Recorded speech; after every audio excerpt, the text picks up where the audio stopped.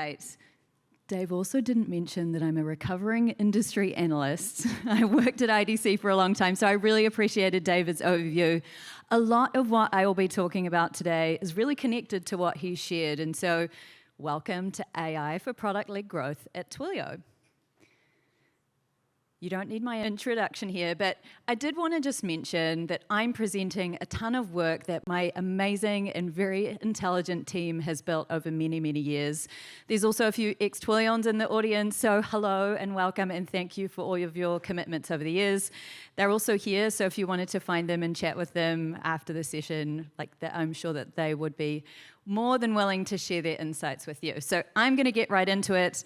I'm going to do a quick drive-by of Twilio's legal disclaimer, which is very long, so don't break your eyes, and get into just a quick interactive section. So I'm not going to do breakdancing, but I am going to ask you a question. So what brands do you think about when we say product-led growth? And this is, remember, this is interactive, so you've got to shout them out. Slack, Atlassian, what else? What'd you say? Monday. Airtable. Okay, amazing. Now, are these some of the most successful brands in B2B? Are they? This is not very interactive. Okay. Okay, yes, they are. But what happens in the world of AI? The rules of growth are changing really quickly. And in 2024 alone, AI companies saw over $110 billion of investment from VCs. So what happens when we bring AI to the PLG motion in a scalable way? Well, that's what I'm here to talk you through. At Twilio, we're trying to merge these two worlds in a really effective way and make sure that it's not, I don't know, the only word that comes to mind here is janky, because if you don't feel like you're having a great frictionless experience, it's going to be really, really hard for you. So look, before we get into it, I did want to provide you some context about Twilio's motion, and David really set this up for me earlier because we run both a PLG motion that's at the top there, we call it the sign-up motion, in parallel with our AE-assisted motion or a sales motion. So we have kind of an embedded PLG plus some sales folks, and then we have a truly AE-assisted or sales-led motion. We run them in parallel, and we have one marketing team that drives acquisition throughout the whole funnel. Every single team member is focused on conversion at every point through the funnel, and our rapid growth is possible because of our extremely tight partnership with sales. And I know many of you are out here this is kind of the one thing as marketers, we're geez, we need to be closer to sales. Well, I think we've done a really amazing job of connecting with sales, and a huge reason for that is because they trust us and they trust our signals. And so we'll talk about that in a second. But if we dive into the PLG part of the motion specifically, we can think about this as a customer journey, but we see each element as a dial that we can turn up or down depending on the performance that we need out of each part of the funnel. And so all of our growth marketing efforts are innate of supporting a user of taking the very next step in their journey with us. So I'm going to take you through two use cases of how we use AI on emotion, and I'll get to the first one. This first one is really the foundation of everything that we do in growth marketing. It's our predictive AI model that we call Product Qualified Engine, or we lovingly call it PQE because we just love acronyms. I'm sure your company has a ton of those too. But PQE surfaces high potential users in our database to optimize their spend with us.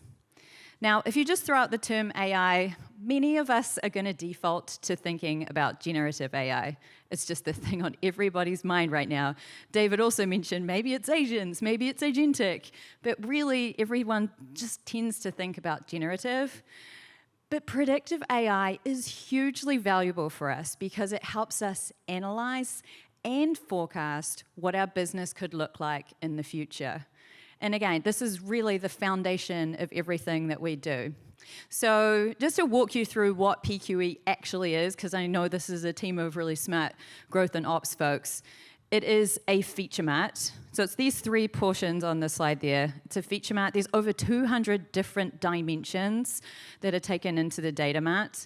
It is a set of propensity models, and it's a decisioning engine. And so all of these things combined enable us to create lookalike audiences based on spend potential and propensity. Okay, so PQE helps us answer 4 distinct questions. I'm going to spend a moment so you can take a picture of this. I see one picture at the front. This is really the secret sauce of what PQE helps us do. The first question is, how much can a user spend in 12 months? So that's an audience cohort signal. That is who we need to target. What signals suggest that a user is going to turn into an adopter or an opportunity? And remember, there's 2 parts of the funnel, so it could be we create a sales opportunity or we just create the next stage in their adoption journey with us. That also helps us know what a user is looking for from us. How do we best initiate a conversation? This tells us, how do we activate this signal? And then the final piece is, what is the best distribution channel? Does anybody know what I mean by distribution channels? You can shout out your answers if you don't know. I will explain it to you. Okay, this wasn't meant to be a Vanessa show and tell. But a distribution channel we think about could be anything from a Salesforce CTA, it could be a triggered email, it could be a screen pop in the console. Those are the things we think about as distribution channels. And obviously we work at Twilio, so we've got a customer engagement platform that has a ton of different channels that you could choose from. But ours are really Salesforce, email, or that screen pop in the console. Okay, I'm going to walk through what happens next. This is my not demo, which is just a screen example of how this works. So on the left, you'll see a visualization of the data that we get from PQE. It doesn't get plotted out like this. Obviously, it kind of comes as a data set that you can query, but it really helps us identify the users that we need to go target. Now, PQE in this example has pulled out Alex. Alex is in the red box, and he is a great target because PQE identified that his spend has increased 5x over baseline. Now, what you see at the bottom right is what we use to identify how to distribute this signal to our sales team. So PQE told us, hey, this is a great, we call this a rapid riser, this PQE signal actually. So it looks like Alex's spend has increased. And in the description box in Salesforce, I'm assuming everybody has seen a Salesforce CTA before. We use the CTA object, not the lead object. But in that description box, PQE is automatically dumping in a whole bunch of information that tells you about what's going on with Alex. And at the bottom, if you don't have your glasses on, there's also a bunch of other information about potential error codes that Alex might have seen with his Twilio account, and that also helps us start a conversation that is highly personalized. Okay, how do we know that PQE is working? Well, the results sort of speak for themselves. Our goal was to improve accuracy across nearly every single spend band that we market to, and we're able to do just that. And so we've grown lead to SQL conversion over traditional methods, and this is just quarter over quarter when we're measuring that. We're also able to predict at 99% accuracy identification of a low, medium, or high spend band customer. And then the last piece here, and this is the piece that I care the most about because it's the thing that helps us drive such a tight partnership with sales. 40% of our Q1 pipeline to the digital sales team, that's the inside sales team that helps us with the PLG motion, 40% of their pipeline came from signals identified by our product qualified engine. That's pretty huge, right? I think David called them PQLs. Like, you could probably call them whatever you like, but we just call them signals that we send to the sales team. And we're so, so proud of these results. We want to keep building some more. So what are we building next? If we look at the future of PQE, we really want to get to increased scale. We've been experimenting a ton. There's so much more that we could do, though. So we use our segment our CDP under the hood, and we're going to expand out the data sets there to make sure that we can do really precise and personalized targeting for cross-sell and upsell. We're going to continue that upsell motion that I mentioned in that example with Alex earlier.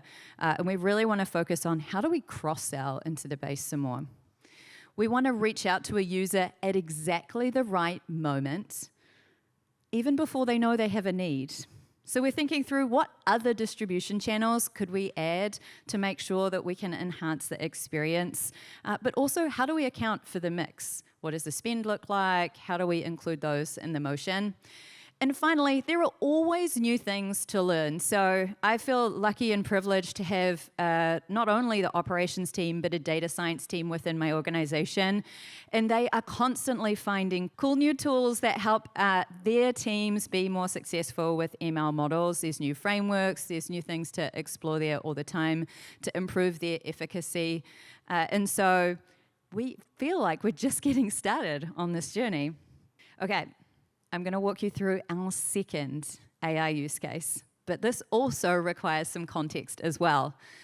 So Twilio today operates in over 182 countries and territories, and every single day we get close to 200 talk to sales, we call them talk to sales inquiries across 6 different languages.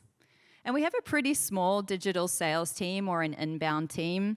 And so that would just mean that each rep is responsible for an insane amount of inquiries. I'm sure many of you find this pretty familiar. Anyone? Yeah, I see one nod. Okay, we've still got some engagement going on. Okay. We're going to get to the best part soon. Okay, so like many of you, Twilio has been through plenty of reorganizations and changes in recent years. We also shifted from a linear enterprise B2B SaaS model to more of an account management focus model. But that also meant, hey, guess what? We can totally rethink our entire funnel. So we asked ourselves a question, and it was a classic innovator's dilemma question. What is the impact of doing absolutely nothing to all of the leads that look like they have no value? Now, we knew there had to be some kind of value in every lead. You know, we do one of 2 things. We probably do some lead scoring, and we get a BDR to disposition every lead that comes in, whether it's A, B, C, right? Like probably we'll hit them with the A and B leads. We'll do something else with C through F. Does that sound familiar? Okay, that sounds more familiar to folks. Okay. What's your conversion rate on that? And this isn't an exam, but David put it on the screen earlier. You would think that we chatted earlier. 3 to 6, like maybe if you're doing great, it's like 10% at conversion rate. The other alternative, you drop all the leads on the floor. Does any of us, as a great marketer, do you want to drop all your leads on the floor? Yeah, probably not. We knew there had to be a better way, so we looked across our funnel to really understand our universe and what we were working against. The obvious solution in today's world, why don't we throw AI at the problem? And it was a really obvious solution for us because there were 3 things at play here. We had a ton of unstructured customer input, different use cases, different industries, different countries of operation, and these were all handled manually as an ingestion today or prior to setting up this process. Personalization. Each person that comes into our funnel has a totally different set of knowledge about what they need from us. Maybe they're not a developer, maybe they are a developer, and so the experience, knowledge, all of that requires additional personalization for each customer. And then there is just such a huge volume of data that we're working with. Twilio is kind of an interesting company because, like many of you who have heard about Twilio before, you think about us as the SMS company, but guess what? We have got thousands of SKUs that we sell and a ton of different products. So you could really choose your own adventure and choose anything. And so that volume of data is just kind of insane for us to dredge through manually. And imagine the enablement on that, it's pretty rough. So this was truly a textbook AI problem for us to solve. Okay, but that wasn't really the challenge we were trying to solve. Our real innovator's dilemma was how could we respond to every single customer without compromising the quality Twilio experience that we pride ourselves upon? Actually, why stop there? What we really, really wanted to do, in fact, was elevate the experience, delivering something even better for our customers. So could AI deliver robust functionality and an exceptional customer experience? Well, you already know the answer, otherwise I wouldn't be up here. Dave wouldn't ask me to speak. The answer is yes. So I would like you to meet Isa. Now, Isa, it's kind of funny, we have this running joke internally. People think Isa is actually the name that we gave it, but it's just an acronym because we love acronyms. Inbound Sales Automation or Inbound Sales Agent. So meet Isa. She's built on top of the PQE that I mentioned earlier, and she has access to Twilio's entire knowledge base. And Isa is our most productive business development rep. Not only is she fast, she operates 24/7 across 80 countries, and she can communicate in not 6, but 12 different languages. She's infinitely patient, and it doesn't matter what time of day or night it is, she's going to be really nice to you. She doesn't get grumpy because she doesn't need sleep, which is kind of great. She's also almost infinitely scalable.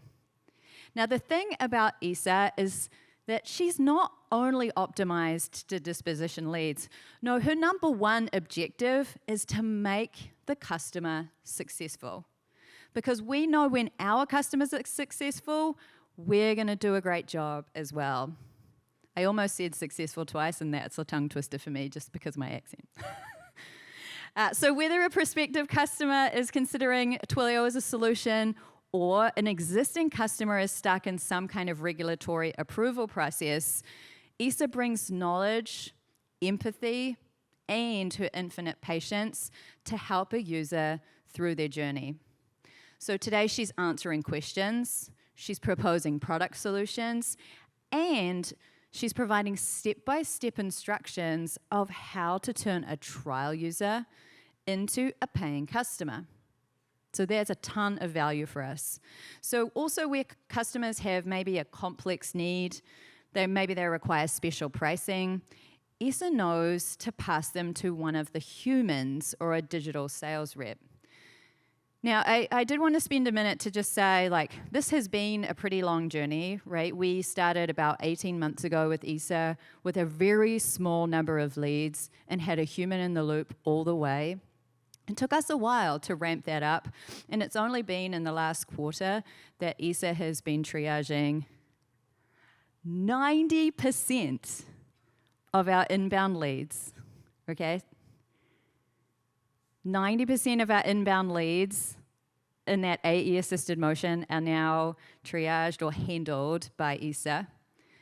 Customers that engage with Isa that don't go to a digital sales rep, we encourage their Isa to push them into our sign-up motion, and they go into the PLG flow.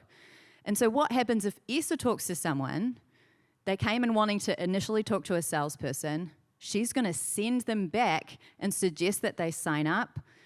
Well, remember, Twilio is a complicated regulatory kind of environment, and we really want to make those customers successful. So Isa will go in and send them through the journey.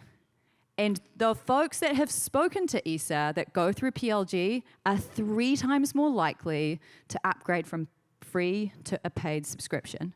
That's pretty compelling, right? Now, the last one, this is really the secret sauce in building that sales and marketing partnership because, boy, have we really juiced productivity of our sales friends. 200% increase in DSR or digital sales productivity which is just insane. They don't need to triage leads that don't go anywhere. They don't need to have conversations that don't matter. They're really focused on the conversations where a customer is signaling that they have something going on and they really need their attention. And it all is in aid of creating pipeline. But what made ESA so successful?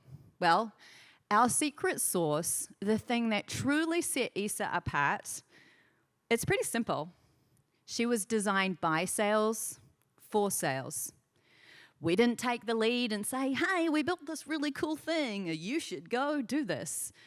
We let them take the lead and really focus on building an experience that they had the vision for.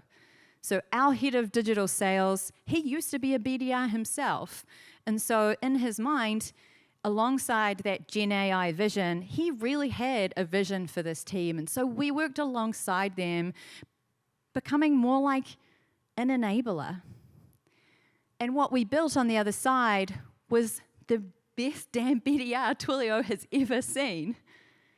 And to make that vision a reality, we built such a tight partnership with growth marketing, so that's our crew in growth, with marketing operations, as well as our engineering team, to build just exactly what we had envisioned.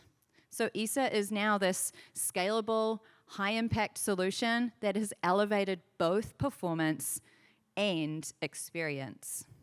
Now, the thing that I want to share about ESA is that customers just love her. Look at all of these love letters to ESA. I see there's one camera. You probably can't see all of these, but there is one that I did want to call out and make a little bit bigger, just because this is truly the embodiment of what we were going for. Thank you for the quick reply. In fact, if you don't mind me asking, are you a real person or an AI service? Either way, well done. What do you think about that? It's pretty cool, huh? We hear that so much from our customers. Obviously, we put a disclaimer at the end of an email. And I actually didn't mention this. I probably should have earlier. But ESA is 100% an email agent. People come in, they fill in our form, and we reply back over email.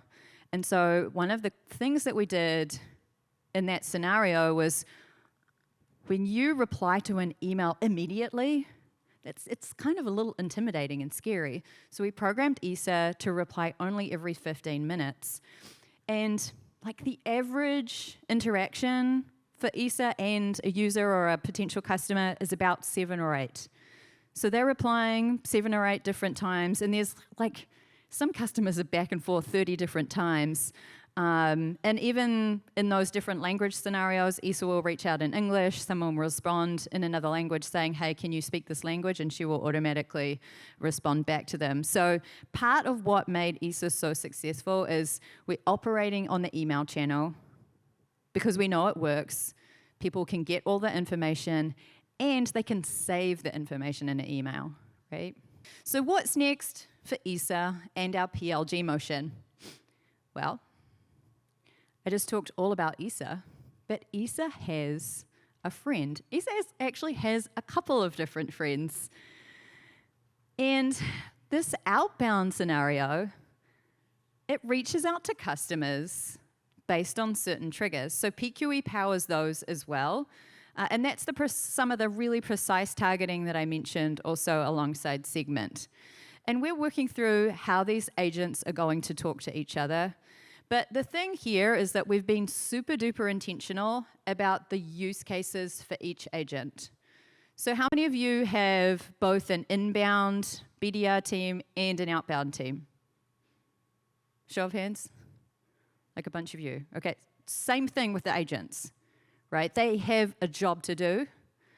And if you want them to do that job really, really well, you've got to think about how they're different.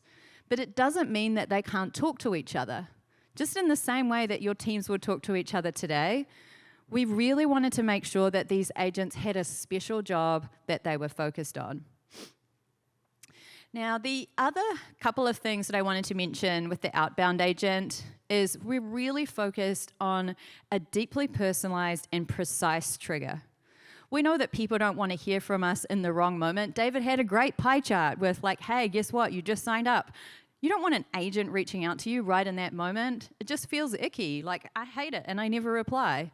But what if something is going on and you actually probably don't even know you need help? So one scenario that happens in our world is maybe you're sending a message and you get an error code from a carrier, but the kind of error code actually matters. There's one specific one that says like, hey Vanessa, you're sending a message when maybe you thought it was a mobile, but you're actually sending it to a landline. So I'm going to tell you how many times you did that and tell you the exact feature you need to adopt with no extra cost through a deep link in my email that says, hey, you can go and turn this on yourself. It's highly personalized and it's all in aid of saving the customer money. So it's hugely valuable for them. But the biggest thing that I'm super excited about with these agents talking to each other is really all of the observability data that we can bring back into Segment. And so that's going to just improve all of the contextual data that we have available to us to make our journeys more rich and valuable. We're going to continue to drive performance and continue to identify patterns. But we're not done. In the not so distant future, we would like to have a personal concierge for every single customer. Think about it. If you were going to do this today with our agents, imagine every user that signed up, you would give them a human buddy, right? That would just make them infinitely successful. Anytime they had a question or anytime you saw them getting stuck, you'd just be able to say, hey, Vanessa, like, it looks like you're getting stuck here. What does this mean for you?